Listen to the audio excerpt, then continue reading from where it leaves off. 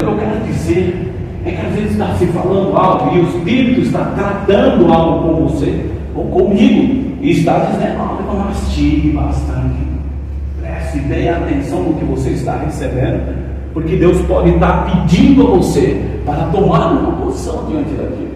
E nós temos falado já há alguns dias, e Deus falou hoje para mudar, dar sequência, mas até então todos esses domingos estou ministrando, estou falando de novo, Eclesiastes 3, tempo de, ocasião, acaso. As pessoas falam: nunca vi pastor pregar sobre isso, e fica falando direto essas coisas, mas faz parte da sua cura. E se você não receber isso, achar que é só mais uma palavra, está perdendo o seu tempo. Ouça, entenda que eu não estou brincando aqui, não estou aqui para ficar falando palavra para agradar vocês.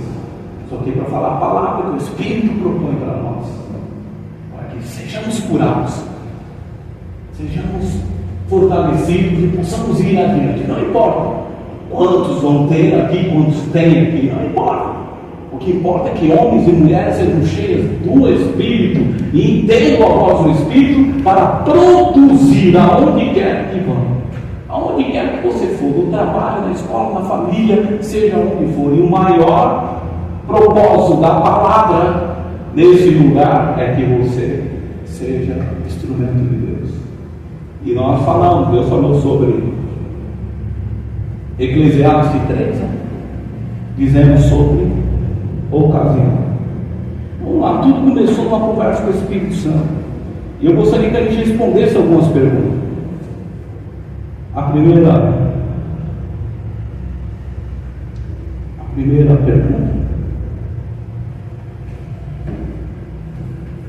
é sobre a ocasião do acaso. A felicidade, ela é a ausência do sofrimento. É isso. Todo esse tempo eu estou falando aqui, pelo jeito eu falei aqui, felicidade é a ausência do sofrimento. Acabou o sofrimento, estou feliz. Se eu não tenho sofrimento, está tudo certo, estou feliz para sempre. Não foi escolher no mundo, Deus não prometeu para a gente então a felicidade, porque o sofrimento está presente, mas nós podemos ser felizes. E o Senhor diz: você pode ser feliz, eu posso ser feliz. Agora temos que aprender a lidar com as ocasiões da vida. Temos que aprender a lidar com os acasos, acontecimentos que nos surpreendem. É isso que nós temos que entender. Então o que nós devemos aprender, primeira lição: o sofrimento está aí, e ele bate na sua porta. E muitas vezes ele entra, e muitas vezes ele vai embora. Muitas vezes ele permanece, e você tem que saber agir para conseguir lidar, para resolver ele, para que ele seja resolvido. Vou dizer nem que ele saia, mas que ele seja resolvido. Então o sofrimento não é sinônimo de que você vai ser feliz.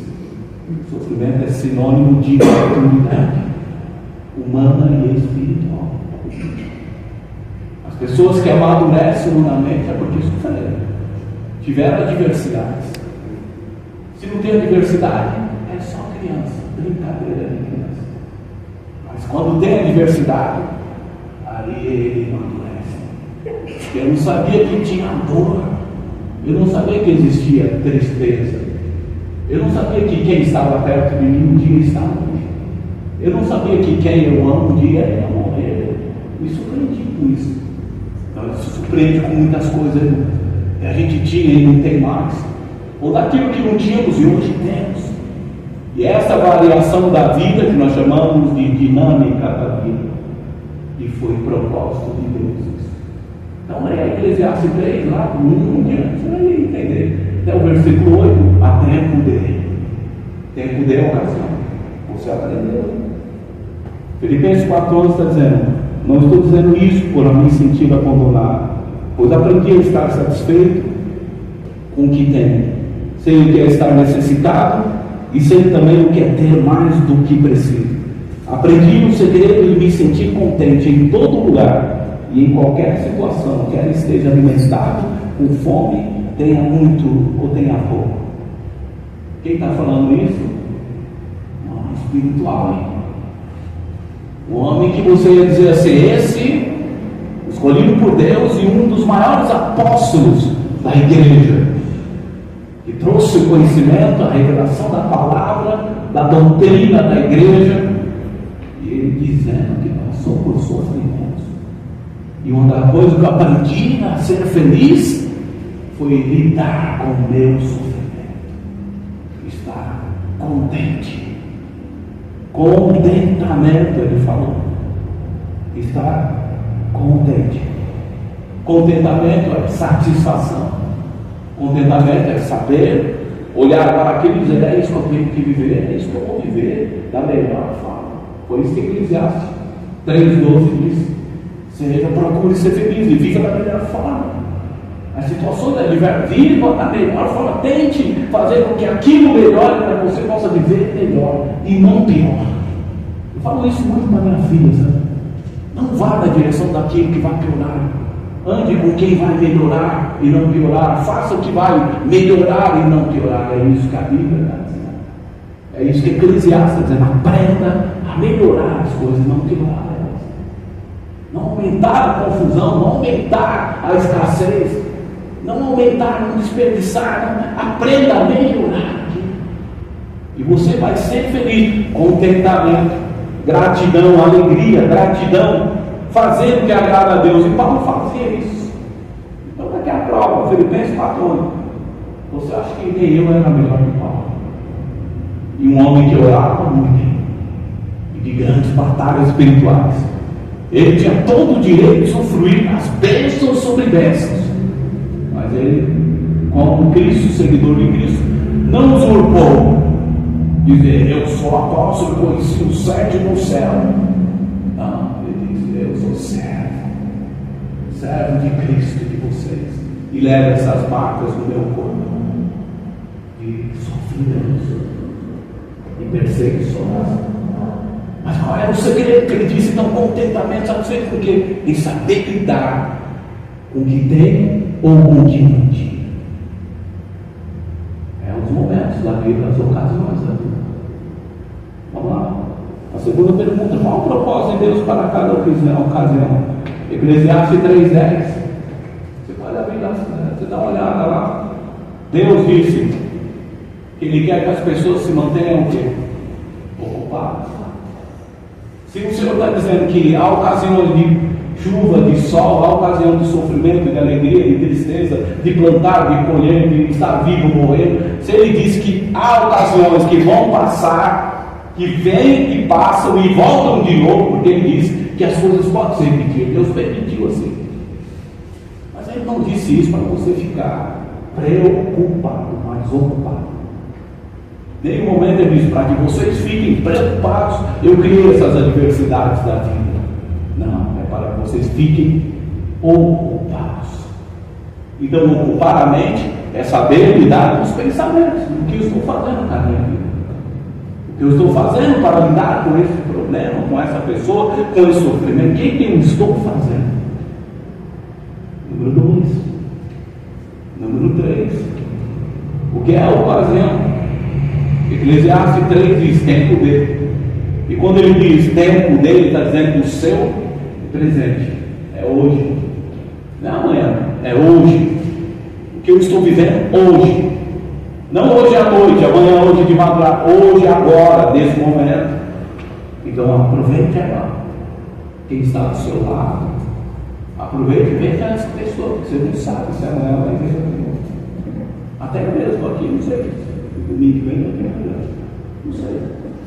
Mas não me preocupe, porque eu estou vivendo cada dia e procurando fazer a coisa certa, estar na presença de Deus.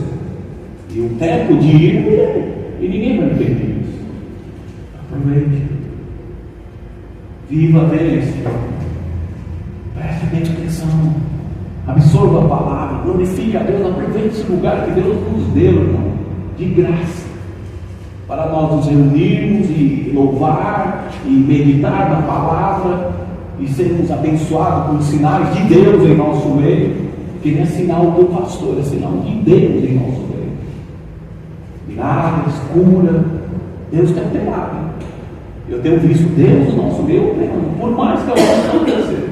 Porque as pessoas não olham para o que está resolvido. A maioria das pessoas olha para o que não está resolvido. Olha para o que está resolvido. E tente resolver melhor o que hoje está para ser resolvido. E deixe para trás o museu, eu digo isso. Não fique buscando peças velhas no museu. O que foi inteligente forma e não tem explicação. Há coisas que Deus não revela aos homens e ponto final. E você vai morrer sem entender. Mas confia nele, porque vida eterna é promessa de Deus. Confia nele. Então o tempo dele é o presente. Essa é a ocasião que Eclesiastes está nos explicando. Vamos lá para a quarta pergunta: o que é acaso? E o que é então acaso? Abacuque 2, aí você vai para Abacuque 2. Abacuque 2 diz que o acaso é o quê? Ainda que. Então tem que ficar bem esperto. O tempo dele que eu estou vivendo hoje, e eu tenho que ficar com a minha mente esperta sobre ainda que. Ainda que, opa, peraí, o acaso vai vir, mas ainda que ele venha, eu estou pronto hoje. Não é o meu futuro, é o hoje. Quando falamos ainda que, é estar pronto. Sabe, tem uma frase que eu costumo falar, eu falava quando eu trabalhava num ambiente saudável, onde eu trabalhava. E lá eu falava sempre, eu entro aqui pensando melhor e preparado para o pior. E o acaso é assim, você fala o melhor e se prepara, que se der errado eu estou aqui, não tenho medo. Estou pronto para viver o meu hoje. E haja o que eu quero. Estou aqui, Senhor, na tua presença. Estou buscando a tua presença. Estou aqui atento com as minhas decisões para que eu possa não gerar mais problema para a minha vida, mas ser um grande abençoador da minha vida e da vida das pessoas em minha volta. Pensa nisso. Vamos lá. Tá bom, aí o Senhor diz na quinta pergunta: como Deus espera que possamos agir diante da ocasião e dos acasos? É lógico que Ele sabe que a gente se assusta. Ele sabe que a gente vive assustado quando o acaso nos surpreende, quando o futuro traz. Eu estava indo para casa e de repente alguém bateu no meu carro, terrível, isso me incomoda. Isso me assustou, porque estava tudo certo, o carro quebrou, estava tudo certo, eu peguei um vírus, estava tudo certo e eu fiquei com infecção, estava tudo certo e de repente a gente se assusta. Em 1 Coríntios, Paulo voltou a falar. Agora você abre a 2 Coríntios 4:8, não primeiro. 2 Coríntios 4:8. Paulo disse assim: em tudo somos atribulados, mas não angustiados, perplexos, mas não desesperados. O que Deus espera é que você, diante da ocasião e do acaso da vida, que você mantenha a calma e pare para pensar. Eu até brinquei dizendo, né, aquela música: pare para pensar, pense muito bem. É meio-dia, não vai ficar. Mas serve para alguma coisa. Pense muito bem, não vai na pressa. Provérbios fala um monte sobre isso. Pensamento precipitado procede de queda. Cuidado, não vá de qualquer jeito. Pare, respire fundo. Não tem o que fazer, fique em silêncio. Não use as suas palavras para produzir coisas erradas, negativas, que vai vir te ajudar a piorar ainda mais. Então, respire fundo, calma coração. Não é para sua esposa, não, coração. Calma coração é o que Salmos 42 estava falando. Calma coração. Davi falando para si mesmo: acalma-te, minha alma. Por que você está assim? Por que você está desesperado? E lógico que um homem de Deus, ungido por Deus, ele já moveu a mente para outra direção. Visão da fé. Eu ainda não varei. Você não sabia disso, não? Você não sabia, não, coração? Você está perdido aí. Não é a mulher que está perdida, não. Está aflita, não. É o coração perdido.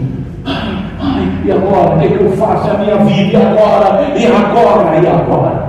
Fica calmo, aí você tem controle sobre o seu futuro. Respira fundo em Deus.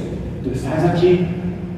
Sempre nas minhas maiores angústias, eu não via sair da minha oração só é: Senhor, tu estás aqui.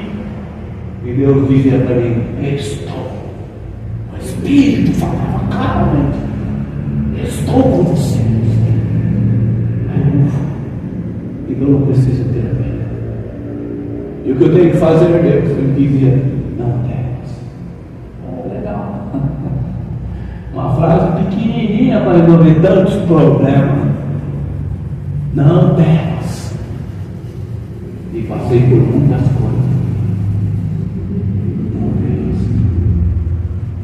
Então o que Deus quer? Calma o teu coração. Salmos 42. Samina, o que eu estou fazendo? Porque eu estou triste. Não preciso estar tão triste. Isso não é o fim. Ainda não é o fim. Eu estou aqui preocupado porque estou gripado de novo. Que desgraça, que vira gripe, irmão. Tem gente com câncer terminal no hospital.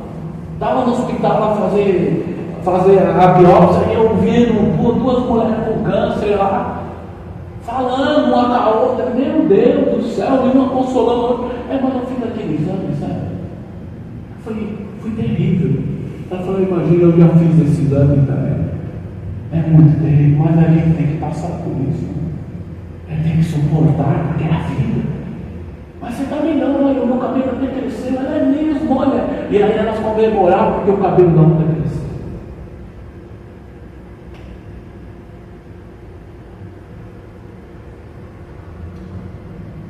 E a gente reclama. Mas Deus diz: acalma o teu coração. Não se desespere. Por isso que Paulo disse: não fique desesperado, porque a gente pode se atribular, pode ter muitas aflições, mas Deus está com vocês. Vocês não estão sozinhos. Isso faz toda a diferença. Aí na pergunta 6 o Senhor fala: o que é preciso para lidar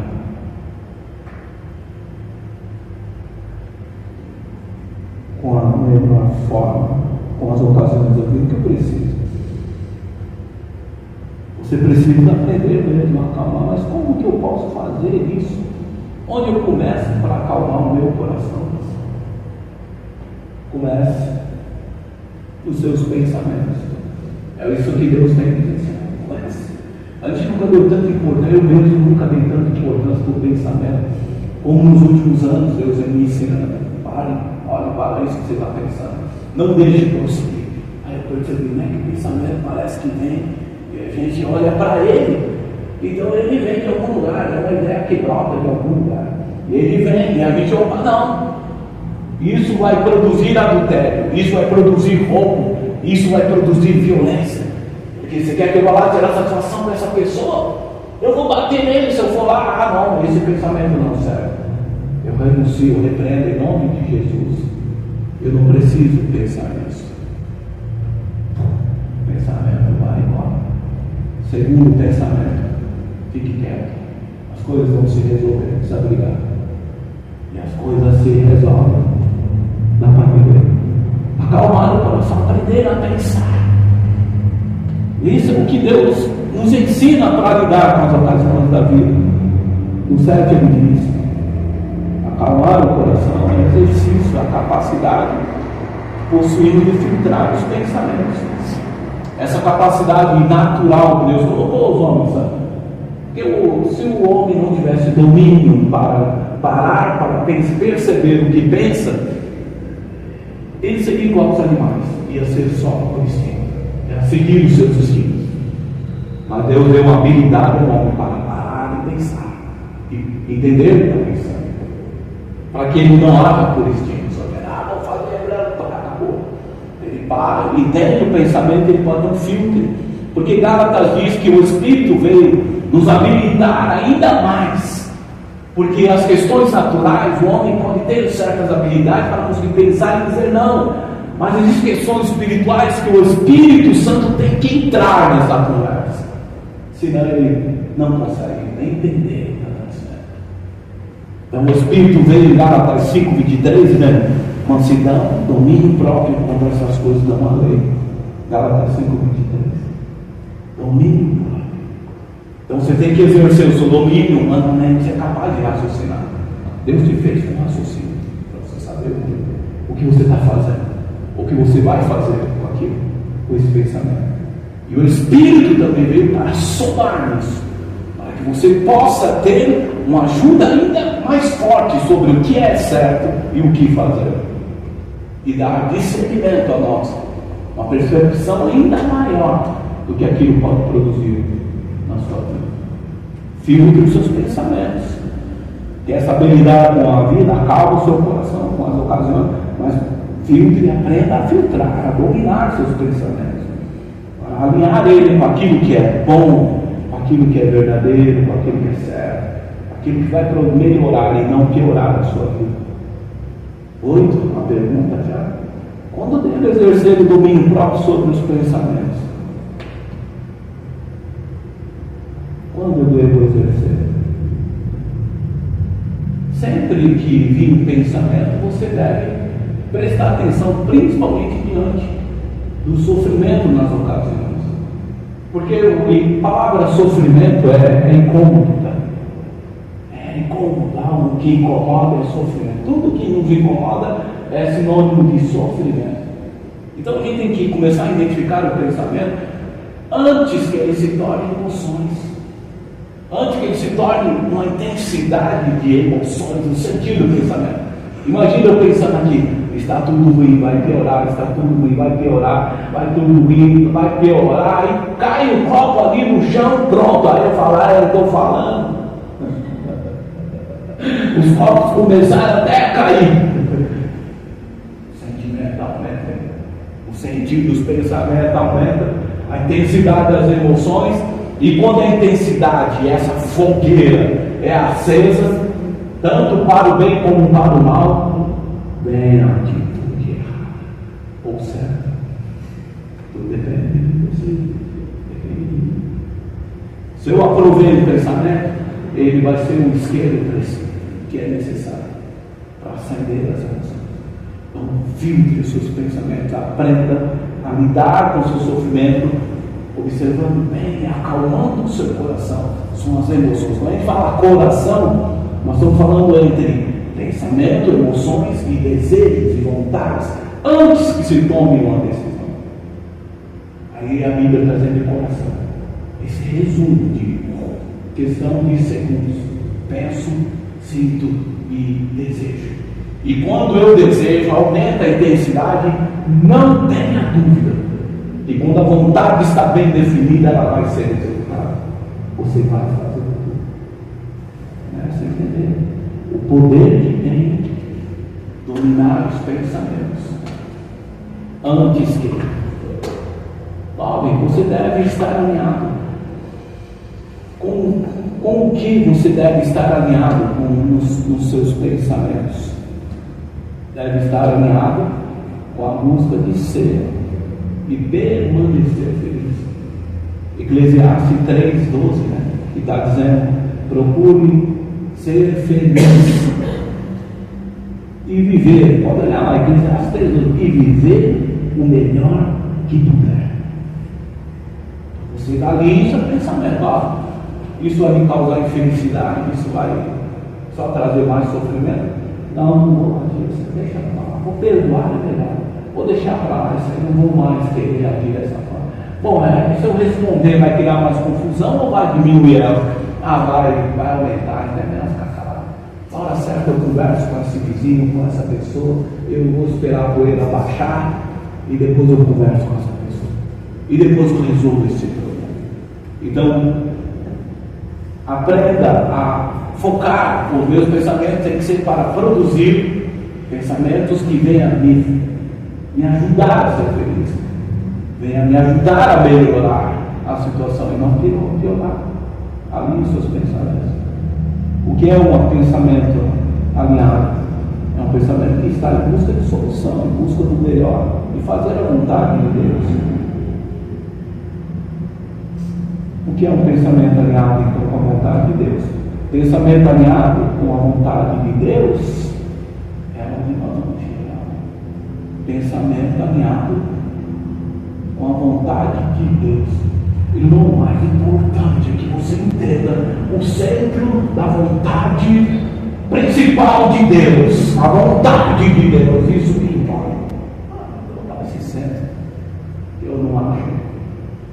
Porque o centro da a vontade dele é o problema. Mas Deus tem uma vontade tão grande que eu não sei por onde começar. Começa aqui nos seus pensamentos. Tudo que agrada a Deus, você pode resumir na vontade dele. Então não precisa ficar querendo decifrar o centro da vontade de Deus. Acabou. Infinito. Mas você pode começar a entender o que eu tenho feito com a minha vida. Tem agradado ou não a Deus? Aí está a vontade dele. Tome a decisão certa. Diante da palavra, diante do que você está fazendo. E você vai estar fazendo o centro da vontade de Deus para a sua vida em cada ocasião. É isso que Deus diz, Filipenses 2:3.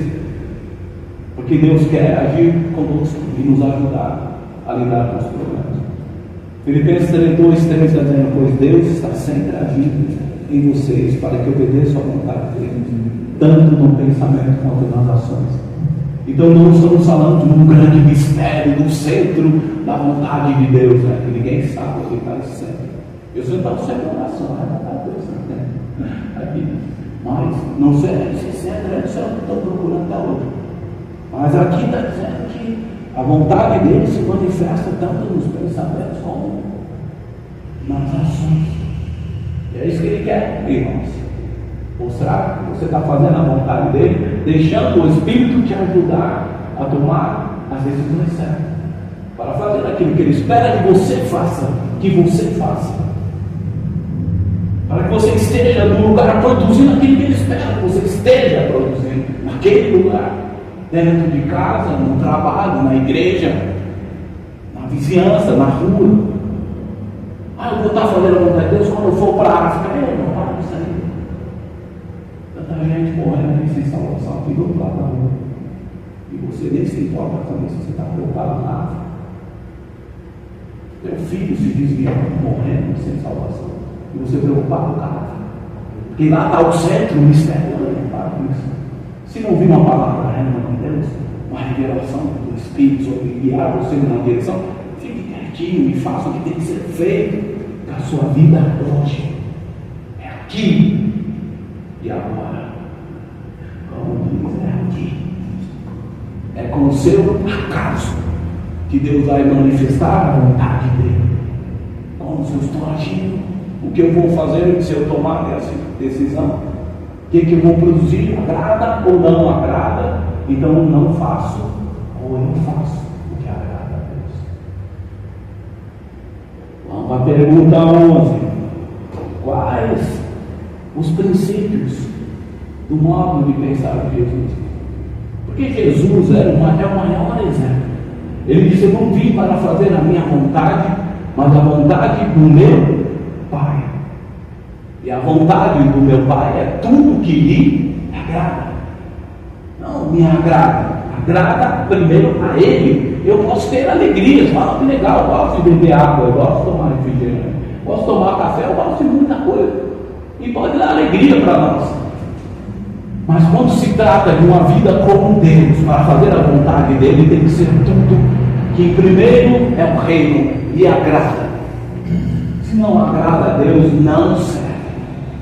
Não pode ser importante para você. Porque se você tem importância, o que importa é ter dinheiro, não importa como. Tá. Pense bem. Se Deus vai estar perto de você com essas conversas. Se Ele vai estar onde você está. E quando o acaso te surpreender na corrupção, se Ele vai estar ali com você.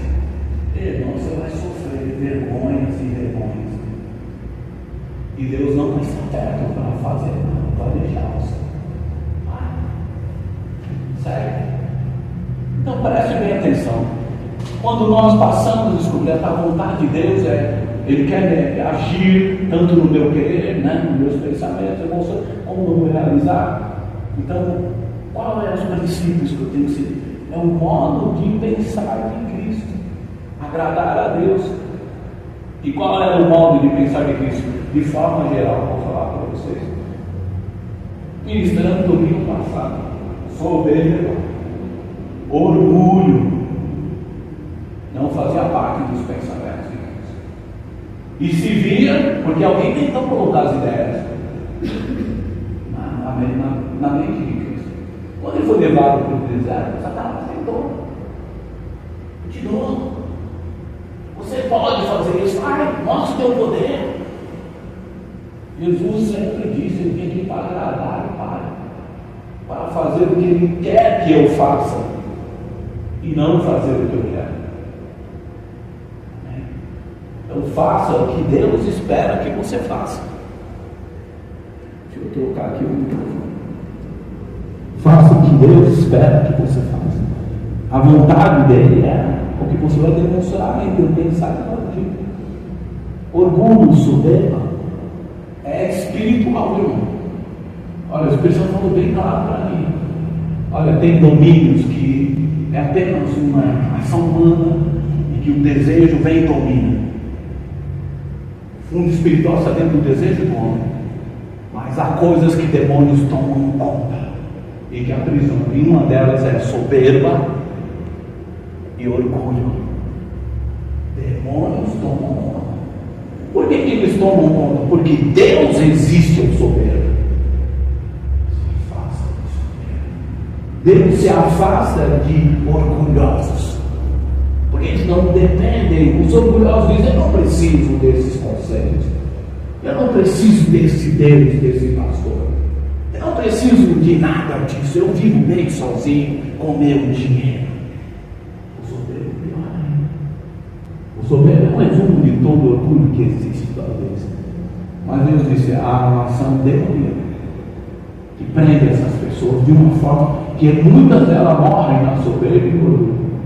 Eu quero dizer que quando o domínio vem pelos desejos carnais, ainda você pode fazer escolhas, sabe? Você pode conseguir fazer escolhas, mas quando vem por um domínio soberbo e orgulho, só o Espírito Santo te libera, porque passa a ser espiritual. Uma ação que eu quero falar, esta é espiritual.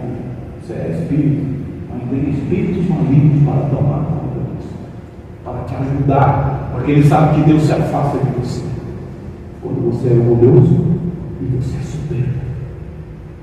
Então, princípios para pensar ao modo de Jesus, que é o segredo de fazer a vontade dos pensamentos, atitudes, emoções. Então, quer fazer como Jesus fez? Então, o modo dele é o ideal que você está pensando. Então, já abandone a soberba, já renuncie. Eu não quero ser soberbo, eu peço perdão a Deus, Senhor, me perdoe.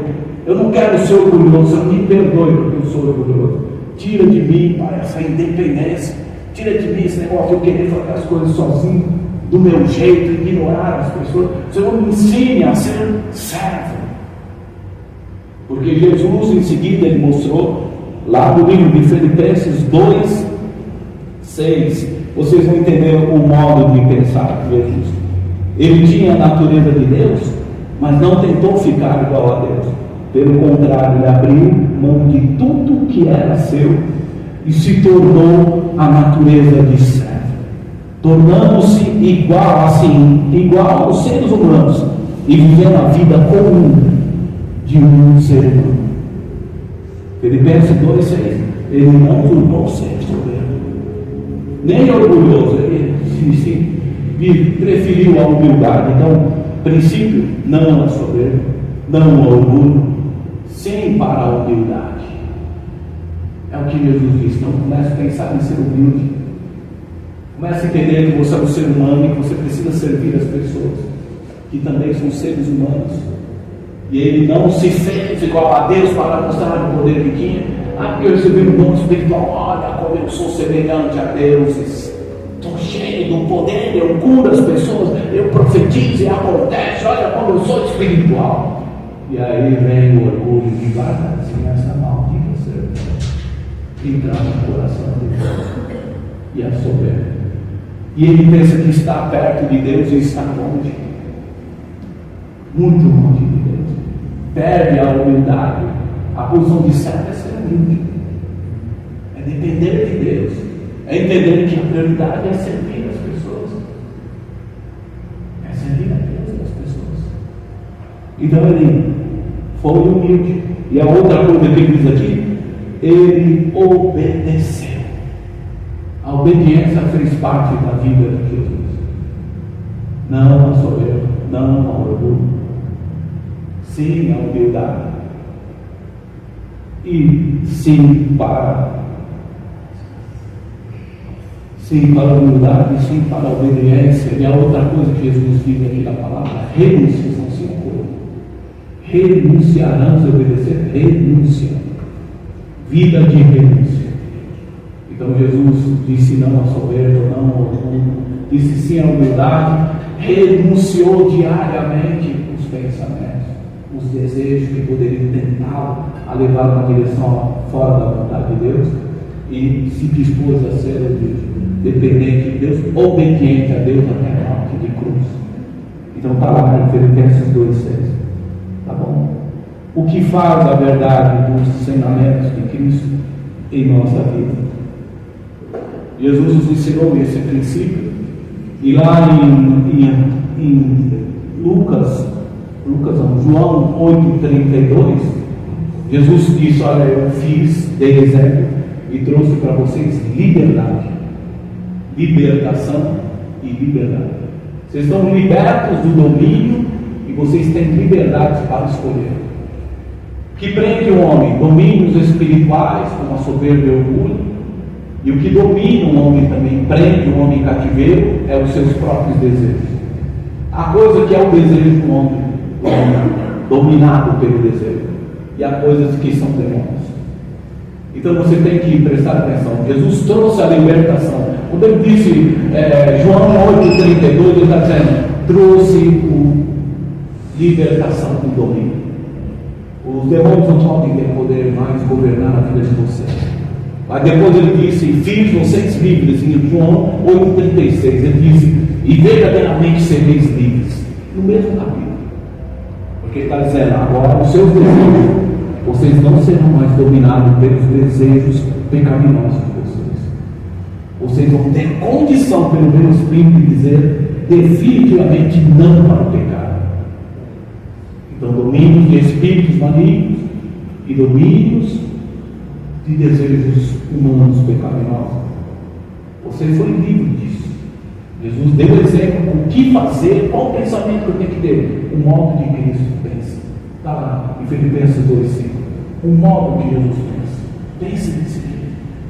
Princípios, não soberba, não orgulho, humildade, renúncia, uma vida de obediência, de servo.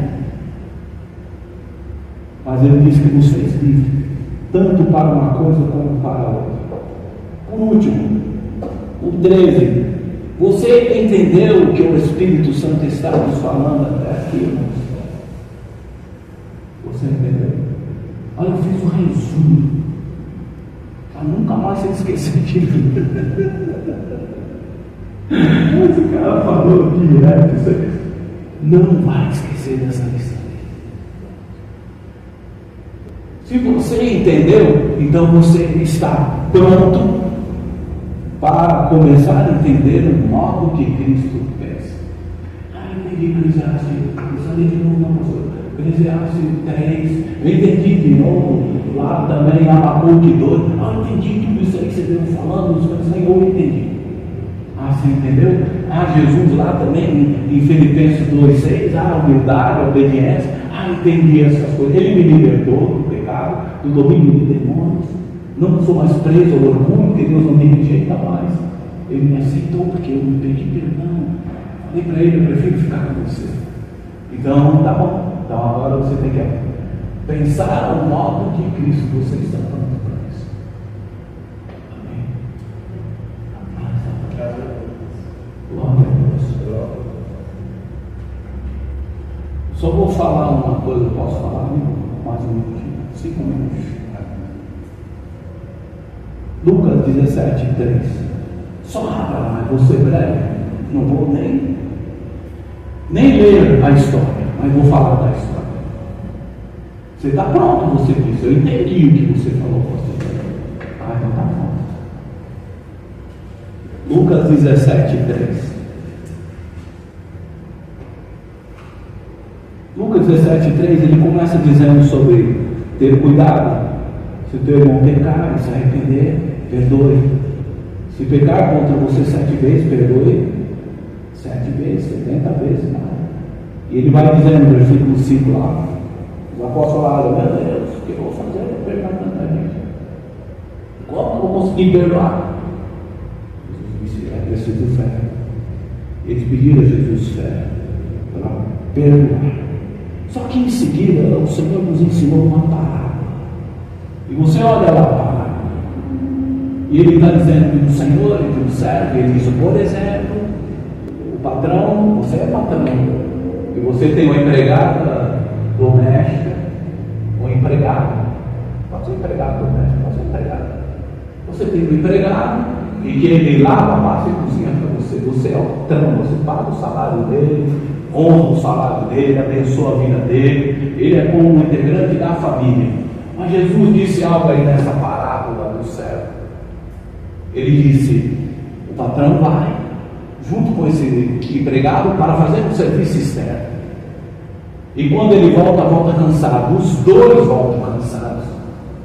Só que ele diz, quem que vai assentar à mesa e esperar que o outro faça a comida? Para você entender isso. Quem vai esperar? O patrão vai fazer a comida porque o servo está cansado? Ou o patrão senta na mesa e espera o servo fazer? É lógico, né, gente? Que o patrão vai sentar na mesa, vai esperar que o seu empregado faça a sua comida e lhe entregue a comida, porque depois coma junto com ele, seja na mesa, mas ele tem que fazer o que tem que ser feito. Está dando para entender? Está dando para entender? Tá bom, então faça. Ele fez. Aí ele mesmo cansado, o empregado foi lá e tal, e sentou na mesa, e o empregado ficou esperando pelo menos um agradecimento, obrigado, que você mesmo cansado fez isso. Jesus explicou que nem sempre isso acontece. E o patrão não tem a obrigação de elogiar ele pelo serviço que ele deveria fazer. É duro ouvir isso. Dá para entender porque ele começou dizendo do perdão? Porque não importa. Tem coisas que Deus espera que você faça.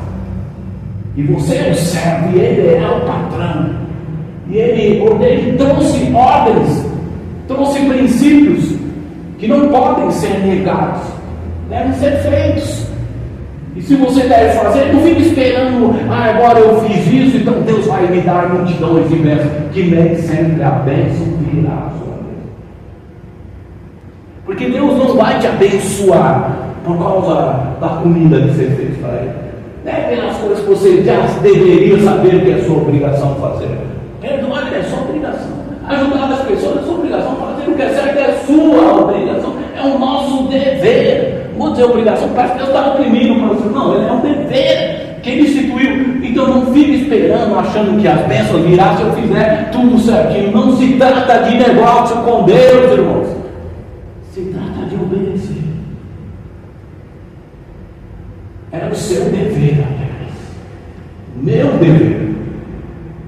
Se quiser ficar perto do patrão, se quiser conviver com Deus, se quiser andar com Deus, viver na casa dele, ele está querendo dizer, né, de humilhação, está querendo dizer sobre saber o que você deve fazer e o que ele sabe o que ele tem que fazer. E você tem que entender que o patrão é Deus, não é você.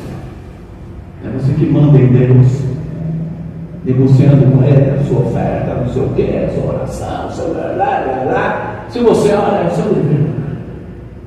Se você oferta, é o seu dever ofertar. Se você faz o que faz, o bem para o próximo, é o seu dever fazer.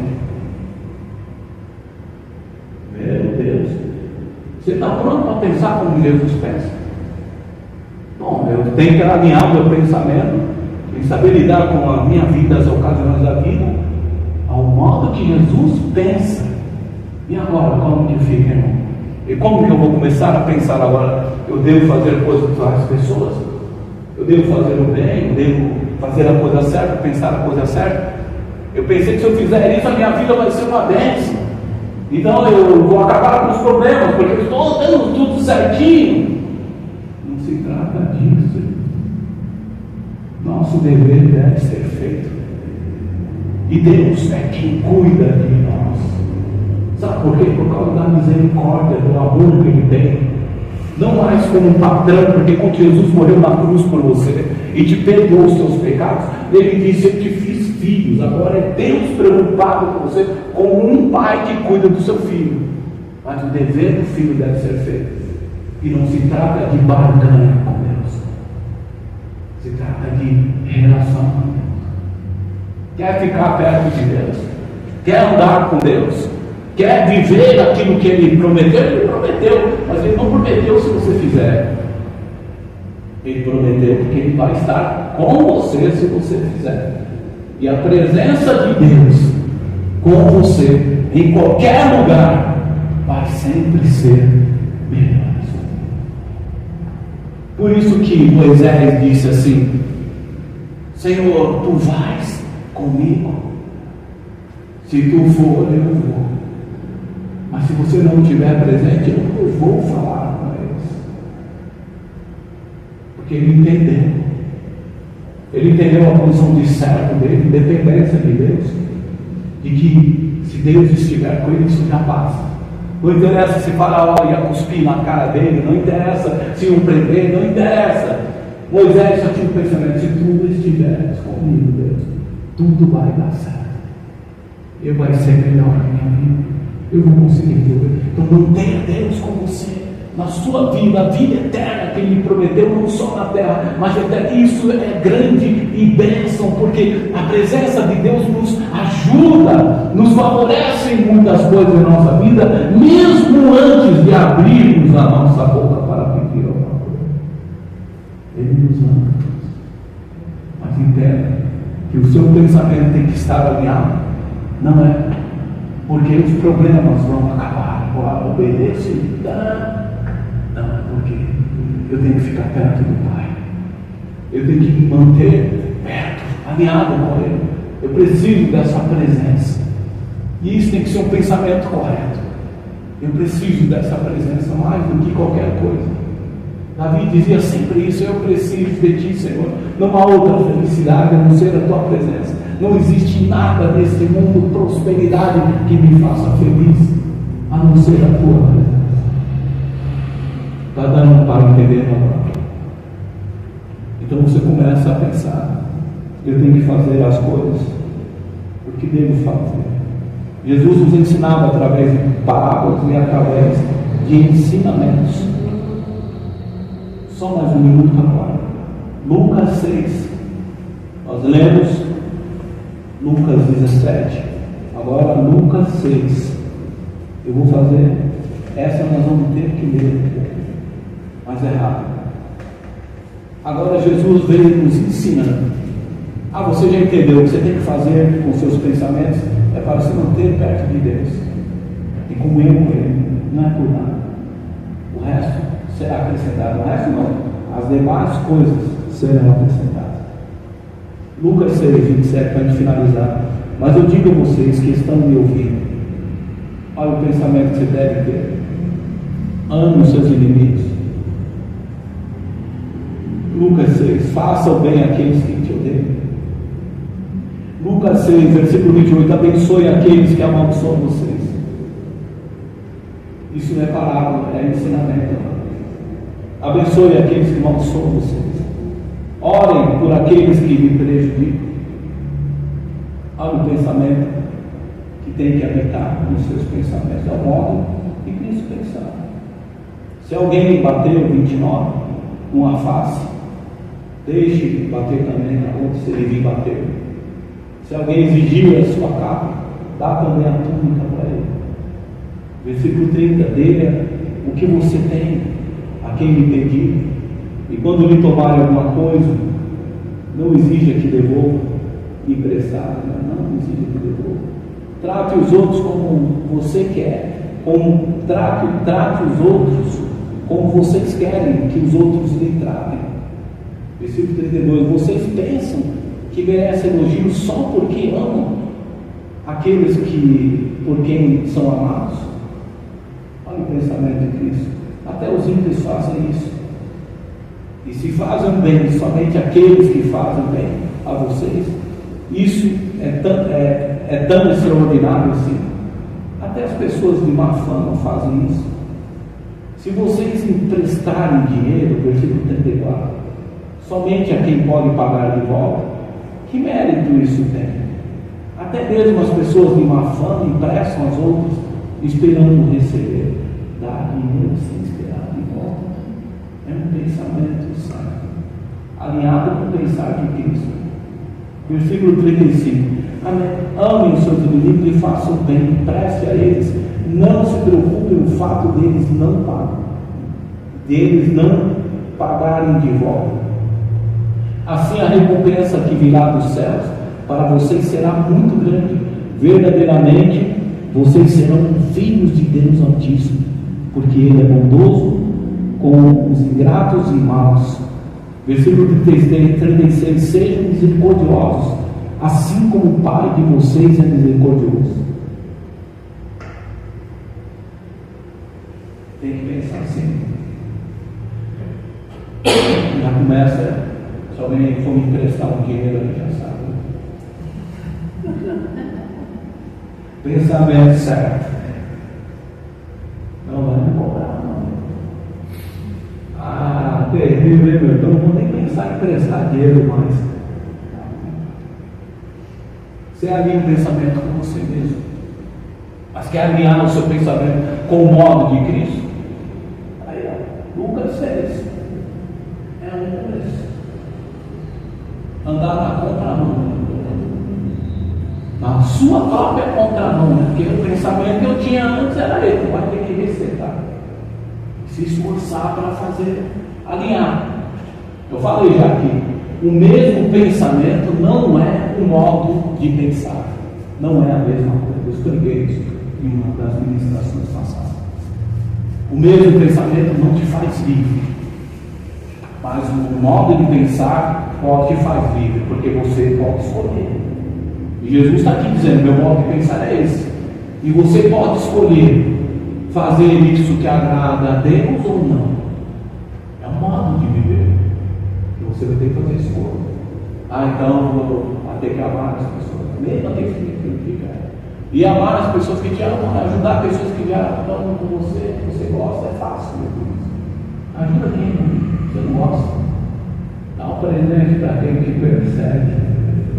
Eu tive uma experiência para finalizar com uma pessoa e ela me perseguiu, não deixou eu prosperar no meu trabalho, na época eu era assistente administrativo, e essa chefe que eu tive, ela impedia, eu fazia as coisas no computador, ela ia lá e pegava o mérito. Ninguém conhece isso, né? Aí ia lá fazer a média com o diretor e não deixava eu chegar perto do diretor, para ele ver a minha capacidade. Eu estava lá, escondidinho, e eu orando, e Deus falou, falei, Deus, ela não deixa me falar, ela fala que tudo ela faz, mas eu sei que é você, uma outra pessoa. Eu falei, eu sei, isso não tem problema. E continuei orando e abençoando, até que chegou um dia que eu fui pedir aumento para o patrão. E o patrão disse para ela que não, e tal. Resumindo, foi mandado embora. E o dia que ele vieram para mim, vocês estão sabendo? O nome dela, Adriana, foi mandado embora. Sempre vem uns mensageiros de Jó. Foi mandado embora, era para mim, estou livre, agora eu vou conseguir mostrar o meu trabalho. Esse é um pensamento. Mas não é um modo de Jesus pensar. Eu tinha que me alinhar a isso. Eu estava cheio do Espírito Santo. Eu estava orando naquela presença de Deus sempre na presença de Deus. Então o Espírito me disse, não, poxa, o que fizeram é contar a historinha para mim. Aí eu desci lá na hora do almoço, sabe? Comprei um cachorrinho, quando balançava a cabeça de carnuça, de pelúcia, não sei o que. Ele balança a cabeça. Olha só a direção do Espírito me compra um presente para ela.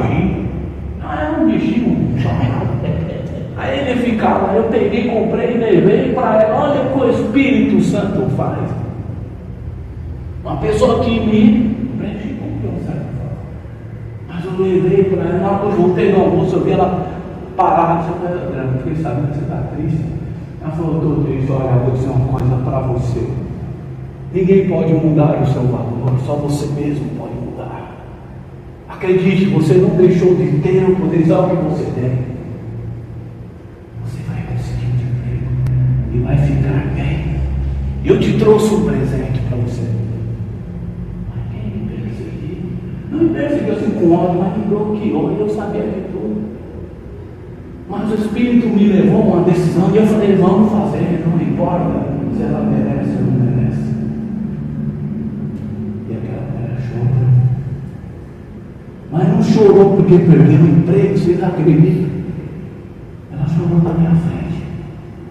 Porque ela disse, nunca ninguém me deu um presente assim no meu trabalho. Aquilo me parou. Aí eu senti que a alma dela tinha mais problemas do que o emprego. Ela foi me ver. Deus conhece o valor de uma alma. E ela saiu, foi embora, passou mais ou menos um mês. Ela voltou lá para conversar com não sei quem. E disse, eu estou trabalhando, e estou bem agora. Coisas que Deus faz em nós. Estou me gabando de nada. Estou dizendo que quando a gente deixa Deus agir, é muito melhor. No nosso querer e no nosso agir. O resultado é melhor. Então, tudo que fizermos não é para mérito próprio, não é para Deus me dar algo porque eu fiz a coisa certa. Não. É para estar perto do Pai. Permanecer com Ele. Se eu permanecer com Ele, as coisas vão se resolver. E vai dar tudo certo no fim. Amém? Só repete comigo Lucas 17:10. Repete. Assim deve ser com vocês. Depois de fazerem tudo o que foi mandado, digam: somos empregados que não valem nada. Porque fizemos somente o nosso dever.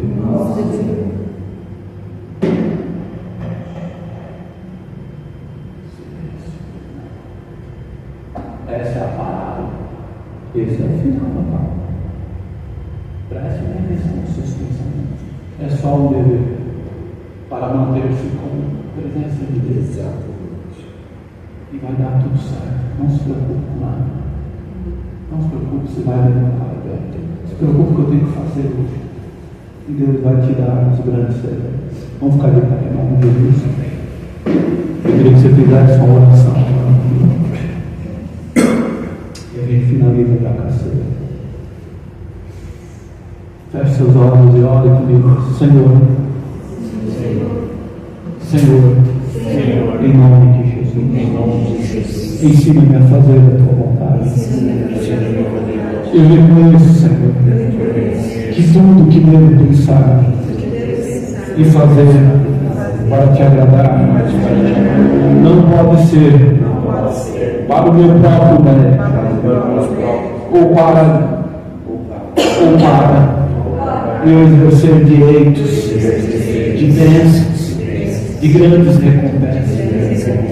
Senhor, em nome de Jesus, hoje eu entendo que tudo que eu fizer para te agradar é simplesmente o meu desejo para permanecer contigo para a eternidade. Senhor, perdoe os meus pensamentos, os pensamentos errados, aquilo que pratiquei, que te ofendeu, ou ofendeu pessoas. Me perdoe, Senhor, porque eu quero ser o simples servo, como Cristo foi e me serviu, mesmo eu não sendo merecedor. E assim, Senhor, eu vou pensar como Cristo pensa, ao modo de Cristo. Eu vou pensar, e a minha vida vai ficar bem melhor contigo, em tua presença.